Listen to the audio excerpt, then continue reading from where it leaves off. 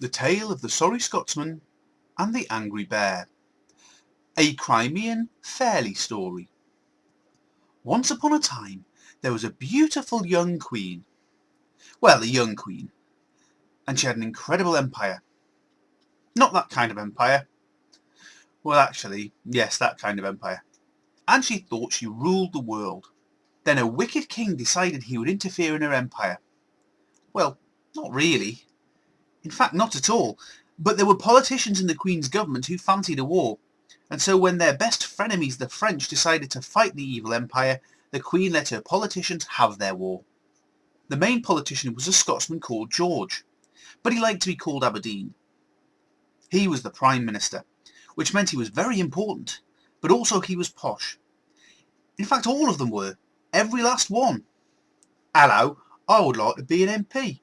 I know a little bit about politics and world events. I'm good with economics and I'm intelligent. Do you know our old public school song about farting? Now. Oh, well, you're clearly not upper class, so don't qualify. I like to imagine it was a bit like that.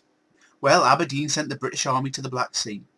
It wasn't called the Black Sea because it was black, although by the time the British had ditched their dead bodies into it, it wasn't far off and was festering with dysentery.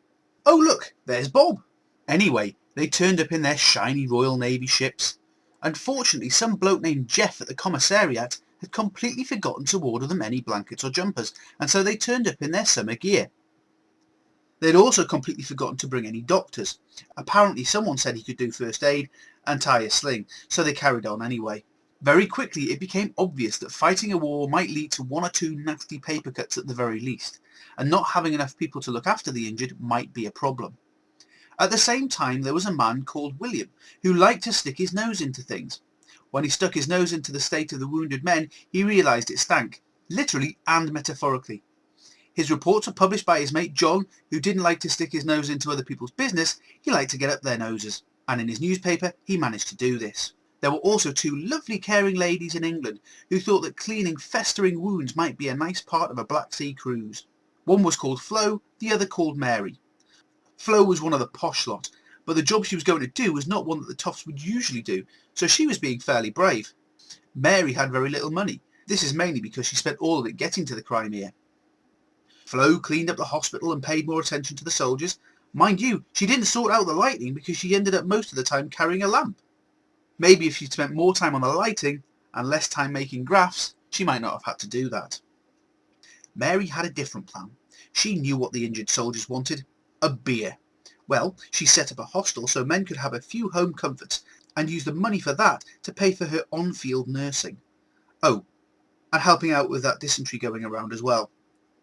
Thanks, Bob. Anyway, by the winter, the mistake of coming in summer clothes started to become a real problem. Well, for the troops, the officers were safely tucked away in their ships or in Istanbul. Loads of men suffered terrible illness and died, and the knives would have been out for the commissariat if they'd remembered to send any. Willie's reports back to England weren't doing the sorry Scotsman Aberdeen any good, and things were to get even worse. The army thought it would be a brilliant idea to besiege Sevastopol, an important port, but only leave 12 Ottomans and a goat named Gerald to defend Balaclava with a couple of guns. The Russians, not being complete idiots, saw their chance, and even though the Ottomans and Gerald fought hard, the Russians nicked the guns. Being a tad embarrassed, the British Army hurried back to ask for their guns back, declaring it was unfair and Nanny said they should give them back. The Russians couldn't hear them anyway because they were wearing the latest fashion, a hat that not only kept the ears warm but also the chin. Well, we all hate cold chins. They decided to call them balaclavas. Ironically, the whole thing took place at a spot called Balaclava. The British general, a fairly useless toff named Raglan, told his light brigade to get the guns back. Unfortunately, everyone round him was wearing balaclavas, so they didn't hear him. Only a chap named Nolan did.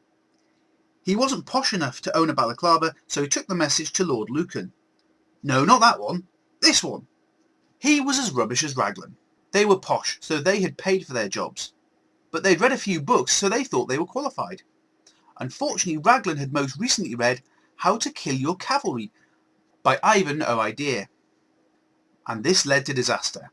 Lucan passed the message to Cardigan, the only one the commissariat had managed to send, who prepared to take his men up the Valley of Death. If that wasn't a clue, then what was? It all went wrong. They didn't get the guns, lots of men died, and the message got home that it was a disaster. A bloke named Tennyson wrote a poem, Willie wrote an article, and Aberdeen started to write his resignation speech. Oh, and Fenton regretted his lack of a camera phone because by the time he set up his horse-drawn cart phone, all he got was the Valley. When the war eventually came to an end, it went to the judges, and they gave Britain and France the edge.